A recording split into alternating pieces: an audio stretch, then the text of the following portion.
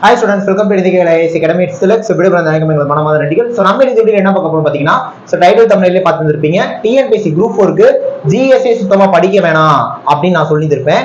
ஆக்சுவலா அதாவது GS எதை படிக்க வேணாம், எப்படி படிக்க வேணாம், சைமல்டேனியஸா எதை படிக்கணும், எப்படி படிக்கணும்ங்கறத இந்த வீடியோல தெளிவா பார்க்க போறோம். சரிங்களா? சோ அதனால வீடியோ கடைசி ஸ்கிப் பண்ணாம ஃபுல்லா பாருங்க.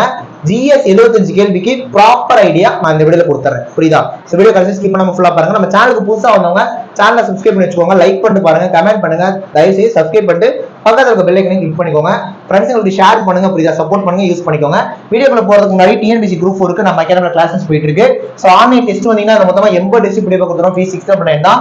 ஆன்லைன் கோர்ஸ் வந்தீங்கன்னா அந்த 80 டெஸ்ட் PDF வந்துரும். பிளஸ் 200க்கு மேற்பட்ட ரெக்கார்ட் வீடியோஸ் தான். நீங்க எப்ப வேணாலும் போட்டு பார்த்துக்கலாம். ஃபீஸ் வந்து 199 தான். நம்ம அகாடமி ட்ரிச்சில இருக்கு. group 4 க்கு ஆஃப்லைன்லயே கிளாஸ் போயிட்டு இருக்கு. சோ ட்ரிச்சி ஸ்டூடண்ட்ஸ் நேர்ல வந்து அட்டெண்ட் பண்ணிக்கலாம். ஜாயின் பண்ண நினைக்கிறவங்க இந்த ரெண்டு நம்பர்ல ஏதாவது ஒரு நம்பர் கார்டு போய் ஜாயின் பண்ணிக்கலாம். இப்போ வாங்க நம்ம வீடியோக்குள்ள போயிடலாம். ஸ்டூடெண்ட்ஸ் நிறைய பேர் என்கிட்ட சொன்ன விஷயம், சார் நான் 2022ல ஏன்னா கடைசியா TNPSC நிறைய எக்ஸாம் இருந்தது. அப்பதான் group 4 நடந்துச்சு, group 2 prelims நடந்துச்சு, group 1 prelims நடந்துச்சு. இந்த 3 எக்ஸாம்ல சரியா group 1 prelims கூட நீங்க அப்படி வச்சிருங்க. ஏன்னா GS அங்க 125 கேட்பாங்க. நீங்க இந்த group 2 group 4 எடுத்து பாக்குறப்ப புரியுதா, எல்லாருமே சொன்ன விஷயம், சார் நான் தமிழ்ல 95க்கு மேல எடுத்துறேன் சார், மேக்ஸ்லயுமே கூட ஒரு 25க்கு 20க்கு மேல போயிடுறேன் சார். பட் இந்த GS மட்டும் நான் என்னதான் விழுந்து விழுந்து படிச்சாலும் என்னால 75க்கு ஒரு 50 மேக்ஸிமம் போனா ஒரு 55 எடுக்க முடியும் சார். பட் அதுக்கு மேல எடுக்க முடியல. ஆனா ஒரு சில பேர் கேட்டா 60 65 தான் சொல்றாங்க. அவங்கள எப்படி எடுத்தாங்கன்னு தெரியல. ஓப்பனா சொல்ல போனா எனக்கு பொறாமையா இருக்கு சார் பாக்க. ஏன்னா எங்களாலையும் GS அந்த அளவுக்கு எடுக்க முடிஞ்சா நாங்களும் வேலைக்கு போயிருவோம் அப்படின்னு நிறைய பேர் கேக்குறீங்க. ஏன்னா 2019 சரிங்களா, 2019க்கு அந்த வருஷம் அதுக்கு முன்னாடி வரைக்கும் TNPSC பேட்டர்ன் எப்படி இருந்ததுன்னா, தமிழ் ஈஸியா இருக்கும், GSம் ஈஸியா இருந்தது. ஆனா நிறைய பேரோட பாயிண்ட் ஆஃப் வியூ எப்படி இருக்குன்னா, தமிழ் 100 GS 25 175 கேள்விக்கு சரிங்களா, 175 கேள்விக்கு அசால்ட்டா 160க்கு மேல போனாங்க. பட் அப்போதைக்கு இருந்த ஒரு பிரச்சனை இந்த மேக்ஸ் பாத்தீங்கன்னா நிறைய பேர் வராது, வீக் அப்படின்னு சொல்லிட்டு இருப்பாங்க. 25க்கு ஒரு 10 தான் சார் என்னால போட முடியுது, ஒரு 2 கேள்வி அல்லது 3 கேள்வி நான் விட்டுறேன், இது அப்ப நடந்துகிட்டே இருந்தது. பட் 2020 கோவிடுக்கு அப்புறம் என்ன பண்ணிட்டாங்கன்னா, GS ஓட ஸ்டாண்டர்ட் ரொம்ப அதிகமாயிருச்சு. கரெக்டா? ரொம்ப இன்டெப்தா உள்ள போய் கேக்குறாங்க.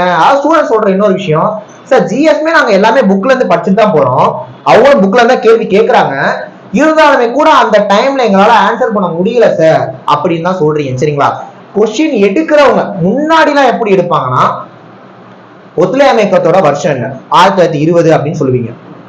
வெள்ளையனே வெளியேறு இயக்கம் கிட்டிஜா மூவ்மெண்டோட வருஷம் 1942 அப்படின்னு சொல்லுவீங்க.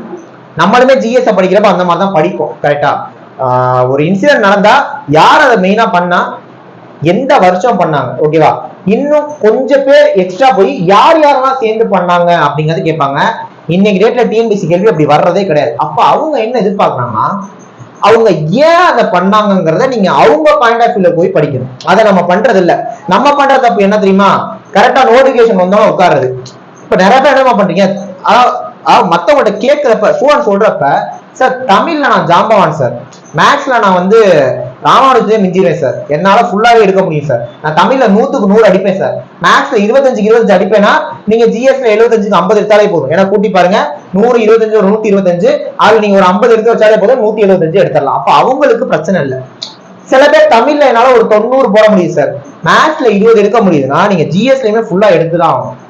நம்ம பண்ற தப்பு என்னன்னா, மத்த நாளெல்லாம் படிக்காம சும்மா விட்டுறது. இந்த நோட்டிபிகேஷன் வந்தோட 3 மாசம் இருக்கிறப்ப மட்டும் GS எடுத்து வச்சுட்டு, GS கடல் மாதிரி நம்ம history, geography, polity, economics, science குள்ளமே physics, chemistry, botany, zoology, unit 8 unit 9 தனியா பிரிச்சு வச்சிருக்காங்க. இவனத்தை படிச்சு கரண்ட் ஜிகேவே படிக்கணும். அப்ப ஒரு மாதிரி அவசரமா அப்படியே புக்ல இருக்க விஷயங்களை ஒன்னடா மட்டும் அப்படியே படிச்சுட்டு போயிட்டு ஏன் எதுக்கு எப்படிங்கிற ரீசனா படிக்காம விட்டுறோம். இன்னைக்கு TNPSC கொஸ்டின் எடுக்கிறவங்க அதை தான் நம்மள்ட்ட எதிர்பார்க்கறாங்க.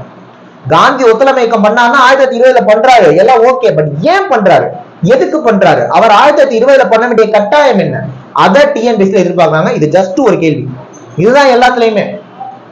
1976ல 42வது அமெண்ட்மென்ட் ஆக்ட்ல இந்திரா காந்தி போட்டு கல்வியை வந்து பாத்தீங்கன்னா மாநில பட்டியல இருந்து பொதுப்பட்டியலுக்கு போட்டாங்க. அது ஓகே, அவர் ஒரு கமிட்டி போட்டிருப்பாங்க. அது என்ன கமிட்டி, ஃபோரன்சிக் கமிட்டி. அதை தாண்டி இந்திரா காந்தி அப்ப போட வேண்டிய கட்டாயம் என்ன? 1968ல முதல் கல்விக் கொள்கை கொண்டு வந்தப்ப கல்வி வந்து மாநில பட்டியல் இருந்தது, பொதுப்பட்டியல் இல்ல. அப்ப 3 மொழியை கொடுத்தப்ப அறிஞர் அண்ணா வந்து தமிழ் இந்தி ஏத்துக்க மாட்டாரு. சோ அப்பெல்லாம் நம்ம போட்டுக்கிட்டு இருந்து ஒன்னும் கொண்டு வர மாட்டேங்குது. கல்வி மாநிலப்பட்டதுக்கான பிரச்சனை பொதுப்பட்டியல மாத்தினாங்க. நீங்க இந்திரா காந்தி பாயிண்ட் ஆஃப் இருந்து படிக்கணும். இத நோட்டிபிகேஷன் வந்தோம் நீங்க 3 மாசத்துல உட்காந்து படிச்சீங்கன்னா இந்த அளவுக்கு டெப்தா நீங்க படிக்க மாட்டீங்க. அதுதான் பிரச்சனையாகும். ஆனா நோட்டிபிகேஷன் வந்தாலும் சரி வரலாலும் சரி ஜிஎஸ் பிளான போட்டு டெய்லி உட்காந்து படிக்கலாம் பாத்தீங்களா? இன்னைக்கு நாளை கழிச்சு டெய்லி ப்ராப்பரா படிச்சு டெய்லி ஒன்லைனர் எடுத்து அதான் அவன் நோட்ஸ் எடுத்து அவன் டெஸ்ட் போட்டு படிக்கலாம் பாத்தீங்களா? அவனுக்கு ஜிஎஸ் இன்னைக்கு ஈஸி தான். அவங்கள்ட்ட போய் கேட்டு பாத்தீங்கன்னா 75க்கு 65 சரமாரியா அடிக்கிறாங்க. அவங்கள்ட்ட கேட்டா சார் புக்ல தானே சார் கேக்குறாங்க அப்படின்றாங்க. அதாவது ஜிஎஸ் கஷ்டம்னு சொல்றவங்களும் சொல்றது புக்ல தான் கேக்குறாங்க, நாங்களும் படிக்கிறோம், ஆனா எங்களால ஆன்சர் பண்ண முடியாது இல்லை சார் அப்படின்றீங்க. சோ இங்க விஷயம் என்னன்னா ஒரு கட்டத்துல நம்ம நிப்பாட்டிடுறோம். அப்போ ஒரு இன்சிடென்ட்னா இப்ப அதுக்கு ஒரு நோக்கம்னு ஒண்ணு இருக்கும், ப்ராசஸ்னு ஒண்ணு இருக்கும், முடிவுன்னு ஒண்ணு இருக்கும். ஆனா இந்த மூணையுமே இன்டர்லிங்க் பண்ற ஒரு விஷயம் இருக்கு பாத்தீங்களா? அதையும் படிக்கணும். அதை படிக்கணும்னா டைம் நிறைய தேவைப்படும். நீங்க கடைசி நேரத்துல போய் உட்காருறீங்க, திருப்பி வேகமா படிக்கிறீங்க, அப்படி பார்த்தா நீங்க ஒத்து வராது. நீங்க அப்படி படிச்சீங்கன்னா நான் திரும்ப சொல்றேன், தமிழ்ல 90 எடுப்பீங்க, மேத்ஸ்ல 20 எடுப்பீங்க, ஜிஎஸ்ல ஒரு 50 எடுப்பீங்க, 160 போய் பாடல் நின்று வந்துருவீங்க. தானே வருஷம் நடக்குது. அப்ப அதை மாத்துங்க. நீங்க ஜிஎஸ் உட்கார்ந்து இறங்கி படிக்கணும், பொறுமையா நிறுத்தி நிதானமா ஒண்ணும் ஏன் எதுக்கு எப்படின்னு அறிஞ்சு படிச்சா மட்டும்தான் நம்மளால படிக்க முடியும். அதுக்கு அடுத்து வெயிட்டேஜ் அப்படின்னு பார்த்தோம்னா சமீபத்தில் நடந்த எல்லா எக்ஸாம்லயுமே புரியுதா, யூனிட் 8 தான் ஜிஎஸ்ல அதிகபட்சமா கேட்கறாங்க. கரெக்டா? நீங்க குரூப் 1 எழுதுனீங்கன்னா 30-40 கேள்வி ஒரு யூனிட் 8ல இருந்து. அதை விட்டுருங்க. நம்ம குரூப் 2 குரூப் 4 பாக்குறப்ப, குரூப் 2 பிலிம்ஸ் குரூப் 1 எடுத்து பாக்குறப்ப 15ல இருந்து 18 கேள்வி கேட்க போறாங்க. 75ல யூனிட் 8ல இருந்து 15ல இருந்து 18. அப்ப அந்த யூனிட் 8னா நீங்க என்னென்ன படிக்கணும்? சங்க காலத்தை பத்தி படிக்கணும், திருக்குறள்.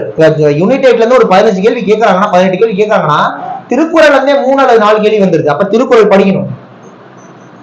விடுதலை போராட்டத்தில் தமிழகம் படிக்கணும், அண்ணா படிக்கணும், பெரியார படிக்கணும், நீதி கட்சி படிக்கணும். சோ தமிழக வரலாறு கரைச்சு குடிச்சாதான் அந்த ஃபுல் மார்க் எடுக்கணும். அப்ப யூனிட் 8 தட்டி தூக்கணும். இத ஃபர்ஸ்ட் பிக்ஸ் பண்ணுங்க. அடுத்து என்ன கேக்குறாங்க அப்படின்னா பாலிட்டில இருந்து 10ல இருந்து 12 கேள்வி வருது. சோ அந்த பாலிட்டி படிக்கும் பொழுது நான் திரும்ப சொல்றேன், பாலிட்டி நீங்க படிக்க காரணங்கள் போய்கிட்டே இருக்கும், இன்ட்ரெஸ்டிங்கா இருக்கும்.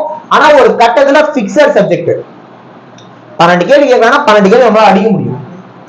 பட் அதுக்கு நீங்க அதை டெப்தா படிக்க வேண்டியது கட்டாயம். அதாவது ஹிஸ்டரி கூட நீங்க என்னதான் ஃபுல்லா படிச்சாலும் ஃபுல் மார்க் எடுக்க முடியாது. ஆனா பாலிட்டி படிக்க போயிட்டே கஷ்டமான விஷயம் தான். ஆனா ஃபுல்லா நீங்க பாலிட்டி ஃபுல்லா படிச்சீங்கன்னா ஃபுல் மார்க் கண்டிப்பா எடுத்துடலாம். ஏன்னா பாலிட்டியில ஃபுல்லா எடுக்கிறது இங்க நிறைய பேர் இருக்காங்க, நிறைய பேர் எடுக்க முடியற ஒரு டாபிக். புரியுதா? அப்ப யூனிட் 8 ஒரு 15 பாலிட்டி ஒரு 12 கேள்வி கேட்கறாங்க. அடுத்து நம்ம எல்லாருமே ஒமிட் பண்ணக்கூடிய சயின்ஸ், நம்ம எல்லாருமே ஒமிட் பண்றது அந்த சயின்ஸ்ல இருந்துமே 10ல இருந்து 12 கேள்வி கேட்கறாங்க. அப்ப அந்த சயின்ஸ் அதிகமா கேள்வி கேட்கறாங்கன்னா அதை நம்ம விட்டுறோம். காரணம் சயின்ஸ்ல சார் 6வது புக்ல இருந்து 10வது புக் படிக்கிறப்ப 100க்கும் மேற்பட்ட பாடங்கள் நாங்க படிக்க வேண்டியதா இருக்கு சார் அப்படின்றீங்க.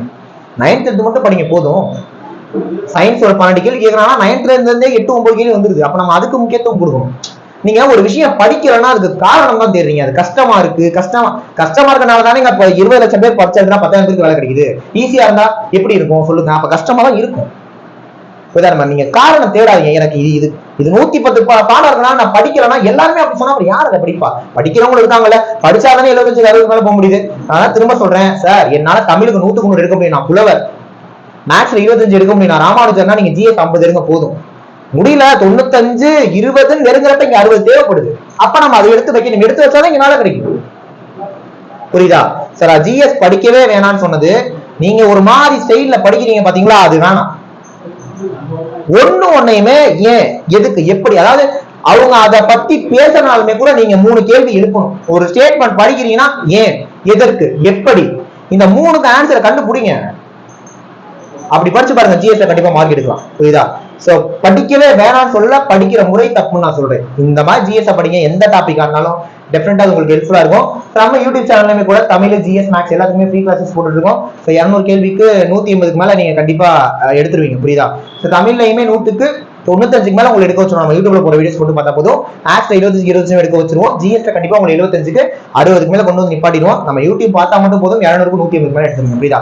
சேனலை சப்ஸ்கிரைப் பண்ணிட்டு போற இடத்துல பாருங்க. ஸ்டார்டிங்ல சொன்ன மாதிரி குரூப் 4 அட்மிஷன் போயிட்டு இருக்கு. இது ஃபீஸ் டீடைல் ஜாயின் பண்ண நினைக்கிறவங்க இந்த 2 நம்பர் ஏதாவது ஒரு நம்பர் கான்டாக்ட் பண்ணி ஜாயின் பண்ணிக்கலாம். புரியுதா? நெக்ஸ்ட் ஒரு முக்கியமான வீடியோல பார்க்கலாம். தேங்க்யூ.